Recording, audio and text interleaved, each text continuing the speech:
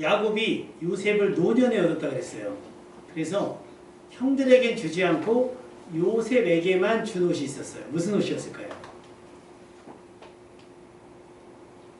그게 루이비통, 크리스찬 디올 뭐 이런 거. 자, 예슬이 무슨 옷? 예빈이 숨지 말고. 맨 처음에 나오는데 맨 처음에 채색 옷입니다. 채색 옷. 이게 왜 중요하냐면 채색 옷이 왜 중요하냐면 이 채색 옷은요 아무나 일반적인 사람이 입을 수 없는 옷이에요. 왕 위에 있는. 그러니까 야곱이 그것을 뭐 예언처럼 한 것은 아니겠지만 그만큼 요셉을 특별하게 봤다는 거예요. 근데 문제는 그 특별함이 뭐가 됐어요? 화가 됐죠. 근데 그게 옷만 그 아버지가 좋은 옷을 줬기 때문에만 형들이 화가 난 게 아니라 아까 영상에 보시면 꿈 얘기를 하잖아요. 꿈 얘기를 하고 그것만 한 게 아니라 또 형들의 잘못을 고자질도 합니다. 그러니까 미우털이 박혀요. 그러니까 형들이 분노할 수밖에 없어요. 그런데 성경은 우리에게 지도와 가르쳐 주잖아요. 분을 내어도 뭐를 짓지 말고 죄를 짓지 말았어야 되는데 형들이 어떻게 해요? 요셉이 오니까 분노해서 10명이 짜고 성경이 오늘 본문에 보면 꾀해요. 죽이기를 꾀했다 그랬어요. 죽이고 난 다음에 아버지를 속이자. 들짐승이 죽었다고 속이자. 라는 어떤 굉장히 무자비한 일을 실행해 옮겨요. 다행히 죽이진 않고요. 지나가는 상인들에게 노예로 팔아버립니다. 자, 여기서 문제. 만화에서 나오진 않았는데 혹시 알고 계신 분 있습니까? 돈을 받아요.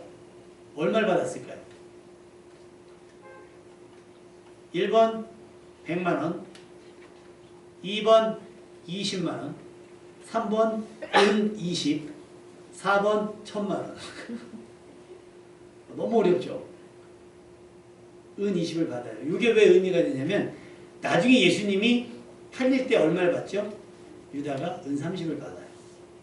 그러면서 요셉이 예수님의 모형이다라는 얘기가 거기서 나오는 거예요.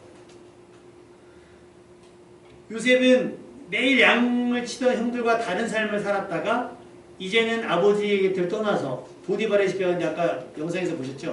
억울한 일을 당했어요. 보디발의 아내가 유혹을 하는데 그 유혹을 뿌리쳤더니 모함을 해서 감옥에 들어가요. 그래서 아까 감옥에서 만났던 사람이 누구냐면 술 맡은 관원장이에요. 둘 다 감옥에 갇혔었는데 꿈을 꿨어요. 그런데 떡 맡은 관원장과 술 맡은 관원장 둘이 비슷한 꿈을 꾸는데 요셉이 해석을 해주기를 술 맡은 관원장은 복직될 것이고 떡 맡은 관원장은 새의 모기가 될 것이다 했는데 떡 맡은 관원장은 죽게 되고 술 맡은 관원장이 복직이 돼요. 그런데 아까 얘기한 것처럼 2년 동안 까먹어요. 그러다가 바로가 이상한 꿈을 꿨어요. 바로가 이상한 꿈을 꾸자 생각이 나는 거예요. 맞다. 나도 이상한 꿈을 꿨을 때 요셉이 해석해줬지. 그래서 요셉을 바로왕에게 소개를 해줘서 아까 바로왕 앞에 나가서 이렇게 얘기를 하는 겁니다. 7년의 풍년이 있을 것이고 7년의 흉년이 있는데 7년 풍년에 대한 기억, 그 풍요로움을 잊을 만큼 7년 후, 그 뒤에 7년의 흉년이 엄청나다고 그랬어요. 그래서 그 일대가 아주 쑥대밭이 돼서 심지어 애굽 근처에 있는 가나안 땅까지 다. 그래서 인근 나라의 땅 문서를 다 받아요. 요셉이. 그래서 애굽이 어떻게 돼요? 크게 확장이 되는 거예요. 그리고 나서 아까 마지막 장면 보시면 누가 옵니까? 야곱이 오잖아요. 그래서 어디에 살게 돼요? 애굽에 살게 됩니다. 애굽에 살게 되는데 이후에 요셉을 알지 못하는 왕이 일어나서 이스라엘 백성을 핍박해요. 그래서 출애굽기가 시작이 되는 거예요. 왜 이스라엘 백성이 애굽으로 가게 됐는지 이제 이해가 좀 되시죠? 여기서 깨달아야 될 건 뭐냐면 우리의 감정 어떻게 다스릴 건가요? 흔히 막 이렇게 얘기하잖아요. 다현이가 학교에서 있었던 얘기를 하는데 뭐 학교에서 이렇게 얘기하는데 공부를 굉장히 잘하는 아이가 있나 봐요. 다현이가 궁금했나 봐요. 야, 너는 학원 안 다녀? 학원 어디 다녀? 영어 학원 어디 다녀? 수업 어디 다녀? 난 안 다녀.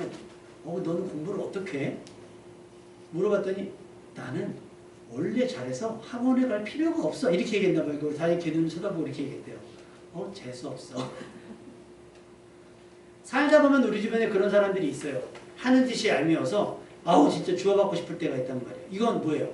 감정이에요. 형들이 요셉을 볼 때마다 느꼈을 그런 박탈감이 있을 겁니다. 그런데 그렇다고 해서 그 분노를 거기다가 사람을 상해하는 데 쓰면 되겠습니까? 안 되겠습니까? 안 되는 거예요. 잠언서 14장 17절에 이렇게 돼 있어요. 노하기를 속히 하는 자는 어리석은 일을 행한다. 악한 계획을 꾀하는 자는 미움을 받는다.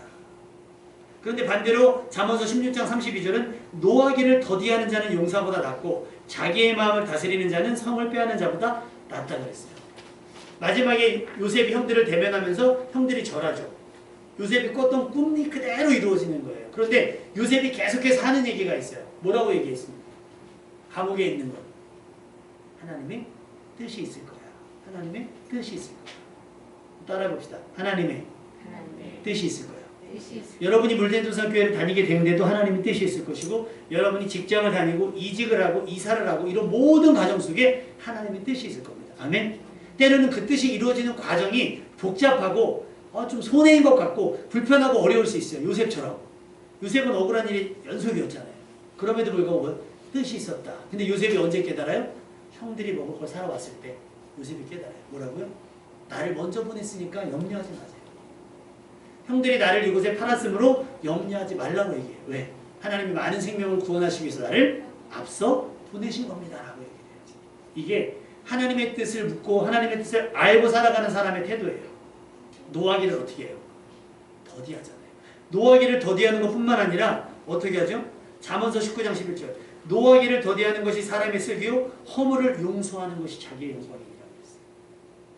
여러분의 안에 솟구치는 분노와 짜증과 신경질을 어떻게 표현할 것인가? 여러분 더디하시길 바랍니다. 아멘? 아니 아예 그것을 추스릴 수 있는 여러분이 되시길 주님 이름으로 축원합니다. 그래서 내가 갚을 수 있어요. 이제 와서 내가 갚을 수 있어요. 내 힘이 내가 그들보다. 요즘에 컨텐츠 중에 그게 있더만요.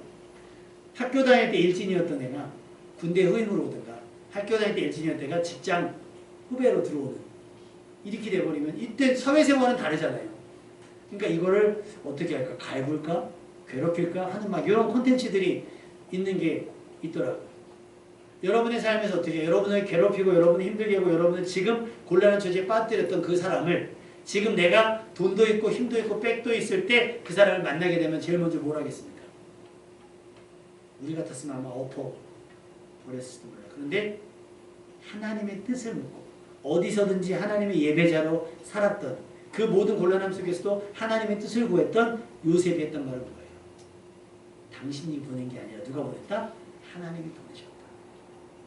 때로는 여러분을 하나님께서 곤란한 지경에 넣어주실 때는 그것을 여러분 곤란이라고 생각하지 마시고 단련이라고 생각하십시오. 아멘? 단련인 거예요. 우리가 운동을 하게 되면 근육 만들려면 어떻게 되죠? 들어야 돼요. 무거운 거를 일부러 내 몸에 불편을 줘야 되는 거예요. 불편. 요가는 쉽습니까? 어려워요. 수영은요. 스포츠가 다 어려워요. 모든 스포츠가 할 때는 즐겁지만 막상 하는 게 몸에 자극을 주는 거예요. 내가 평상시에 쓰지 않는. 근데 그게 뭐가 돼요? 나중에 계속 반복하면 단련이 되는 거예요.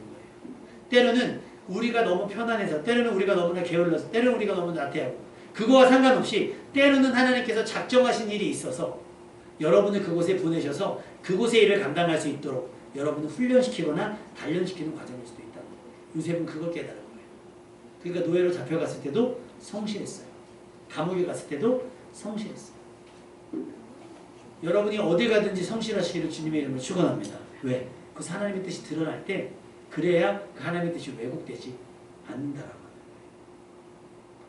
모세가 바로 왕궁에 살았잖아요. 이 뒤에 이제 나중에 모세가 바로 왕궁의 그 공주의 아들로 자라날 때 본인은 히브리인 건 알아요. 이스라엘 사람인 걸 알아요. 그런데 어느 날 애굽 사람이 히브리 사람을 괴롭히는 거 보고 참지 못해서 애굽 사람을 죽여버려요. 그 다음날 나갔더니 이번에는 히브리 사람끼리 이스라엘 사람들끼리 막 치고받고 싸우는 거예요. 야, 왜 니네끼리 서로 형제인데 동포인데 왜 니네끼리 같은 분끼리 싸우냐. 그랬더니 그 사람들이 하는 얘기가 누가 당신을 우리의 재판관으로 세웠냐. 어제 애굽 사람을 죽인 것처럼 우리도 죽이려고 하느냐. 라고 이야기하자 모세가 그걸 두려워해서 달아납니다. 그래서 광야 40년이 시작이 돼요. 중요한 건 뭐예요? 모세가 봤던 현장. 모세가 그들을 화해시키고 사도행전은 그렇게 표현하고 있어요. 모세가 그들을 화해시키기 위해서 그들에게 다가갔다는 거예요. 그런데 그들은 듣지 않았죠. 마지막 장면에 나레이션이 이렇게 나와요. 잠언 3장 5절에서 6절 말씀인데 너는 마음을 다하여 여호와를 신뢰하고 내 명철을 의지하지 말라. 너는 범사의 그를 인정하라. 그리하면 내 길을 지도하시리라. 어디에 있게 됐든지 무슨 일을 하게 되든지 간에 뭐를 인정하라는 거예요? 하나님의 선하심을 인정하시기 바랍니다. 아멘. 하나님은 여러분의 사망의 음침한 곳으로 이끄는 게 아니라 과정 속에 사망의 음침한 골짜기가 있을 수 있어요. 그런데 하나님은 우리에게 어떤 결과를 주시느냐? 푸른 초장 쉴만한 물가를 주시려고 해요. 그러니 그 과정 속에 그런 것들이 있단 말이죠. 그런 있던 것들을 거기서 휘둘리고 거기서 흔들리고 하시면 안 되는 거예요. 요셉처럼. 그래서 요셉이 얻게 된 권력과 힘을 통해서 요셉은 그 모든 상황 속에서 하나님을 신뢰했죠. 그리고 자기 삶을 하나님께 의뢰했어요. 그 곳에서 여러분에게 하나님께서 기대하신 일들을 해내셨으면 좋겠어요. 누구에게나 친절하고 우리가 아까 기도했던 것처럼 선한 일을 행하며 또 때로는 양보하고 용서하는 일들로 그들에게 복음을 전할 수 있었으면 좋겠어요. 다른 이들이 위급한 상황. 오늘 주부의 그림 보시면 오토바이 사고가 났는데 누가 이렇게 의료 키트를 갖고 막 오는 장면이 앞에 그려져 있어요. 여러분 이거 심폐소생술 저희가 지난번에 저희 네 가족이 주말에 가가지고 심폐소생술을 배웠거든요. 여보세요. 그러면서 도와주세요 이거 하는 그 시스템들이 있어요. 막. 근데 그분이 하는 얘기가 그런 거예요.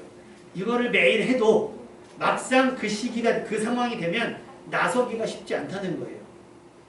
근데 의사나 간호사는 전문 의료직 같은 경우는 그게 된다는 거예요. 왜? 훌륭하니까. 근데 우리는 그냥 어설프게 알고 있으니까 아무것도 못하는 거예요. 여러분의 삶이 누군가를 도울 준비가 되어 있기를 주님의 이름으로 부탁을 드립니다. 잠언서 17장 17절 말씀에 변함없이 서로 사랑하는 친구이며 위급할 때 서로 돕는 것이 형제다 그랬어요. 같은 형제죠. 그 10명의 형제들에게 요셉도 형제였어요. 그런데 형들은 오히려 요셉을 어떻게 해요? 위급한 상황에 빠뜨렸죠. 반대로 요셉은 그들의 위급한 상황이 뭐가 됐어요?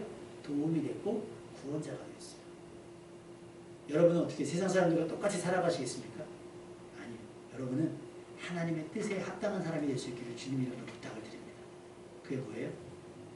여러분의 삶을 통해 누군가 위급한 사람을 도울 수 있는, 누군가 긴급한 사람들을 도울 수 있는 여러분이 됐으면 좋겠어요. 우리 아까 그 만화에서 나오는 남자아이 크리스가 그 얘기하죠. 축구 경기가 보러 가려고 자기가 스케줄을 다 짜놨어요. 근데 중간에 뭐가 걸렸어요? 고장난 자동차를 만났어요. 아 이건 계획이 어긋났어. 근데 요셉의 이야기를 듣고 와서 한 얘기가 뭐예요? 야 너 잘하면 네 계획대로 갈 수 있지 몰라. 아니야. 나 이제 내 계획보다 누구의 계획?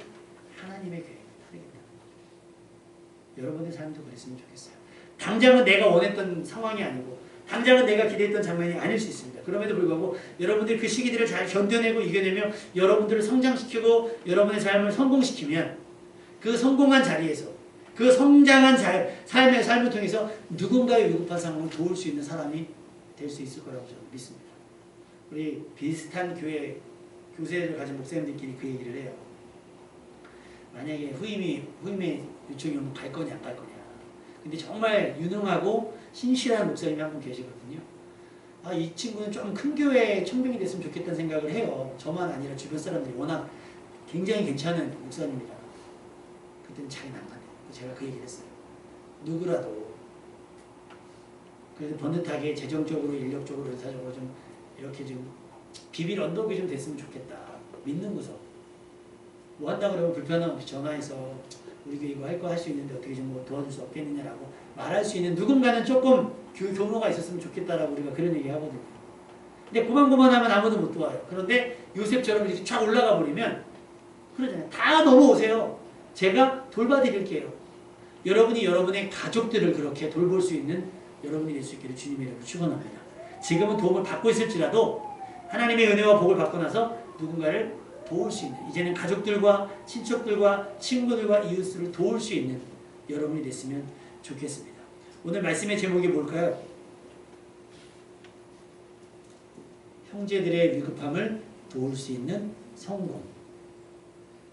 형들은 아직 몰라요. 요셉이 자기 자신들 때문에 어떤 삶을 살았는지 몰라요. 그럼에도 불구하고 요셉은 그 모든 것들을 다 덮어주고 뭐가 됐어요? 내가 성공한 그 자리에서 형들의 위급함, 가족들의 위급함을 도와줬다라고 하는 거예요. 생색내기 위함이 아니라 그들을 사랑하는 마음으로 그들의 위급함과 그들의 불편함과 그들의 필요함을 여러분이 도울 수 있는 성공한 사람 되시기를 주님의 이름으로 축원합니다.